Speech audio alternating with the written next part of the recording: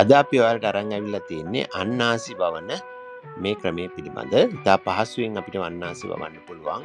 ඔයාලටත් මේ ක්‍රමය කරලා බලන්න. අපි මුලින්ම කරන්නේ මේ අන්නාසි වල මොටයි එහෙම නැත්නම් ක්‍රවුන් එක අපි මේ විදිහට සුද්ධ කරලා මේක පැල කරගන්න ඕනේ. මේක අපි මුලින්ම කරන්නේ වතුර භාජනවල මේ විදිහට වතුර දාලා තියලා තියෙන එක. එතකොට මේක පැලවෙනවා. සාමාන්‍යයෙන් දවස් 7ක් විතර වෙද්දී හොඳට මේකේ මුල් ඇදලා දැහ ගන්න පුළුවන්.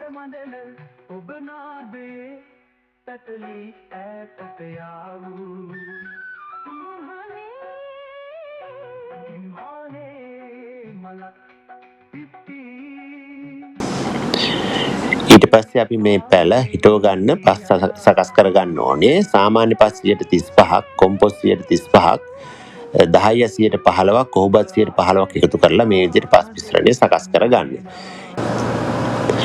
මේ වගේ මල්ලේ යටට පිදුරු දාලා අපිට මේ පස් මිශ්‍රණය දාලා පැල හිටවන්න පුළුවන්.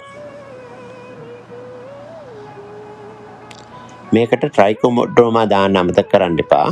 ට්‍රයිකෝඩර්මා දැම්මහම අපේ පස හොඳ විස බීජ හරණය වෙනවා. ඉතින් ඒක නිසා ට්‍රයිකෝඩර්මා දාලා මේ විදිහට පැල හිටවන්න. මාස 3ක් විතර යද්දි මේක හොඳට වර්ධනය වෙනවා. මේ පැල ලොකු වුණාම අපිට පුළුවන් මේක නැවත වෙන භාජන වල හිටවන්න. මේ වගේ ලොකු භාජන වල හිටවන්න පුළුවන්.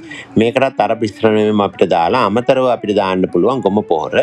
ඊට අමතරව ට්‍රයිකෝඩර්මා දාලා මේ විදිහට අපිට මේක ලොකු භාජන වල හිටව ගන්න පුළුවන්. මේ බලන්න. ඊට පස්සේ මේක හොඳ වර්ධනයක් ලබා ගන්න අපිට මේකට දාන්න පුළුවන් හියුමික් ඇසිඩ්. හියුමික් ඇසිඩ් වලින් පොහොර හදාගෙන දාන්න පුළුවන්. ඊළාට මාස 10ක් විතර යද්දි බලන්න මේ විදිහට මල් එනවා අන්නාසි මල්. මේකේ හොඳට වර්ධනයක් අපිට ගන්න පුළුවන්. ওই තියෙන ගෙදර තියෙන ඕන පොහොරක් අපිට හදාගෙන මේකට දාන්න පුළුවන්. මේක අපි ස්වභාවික පොහොර තමයි පාවිච්චි කරන්නේ, ඕගනික් ඒවා. ඉතින් මේ විදිහට අපිට හොඳ අස්වැන්නක් සාමාන්‍යයෙන් ගන්න පුළුවන්.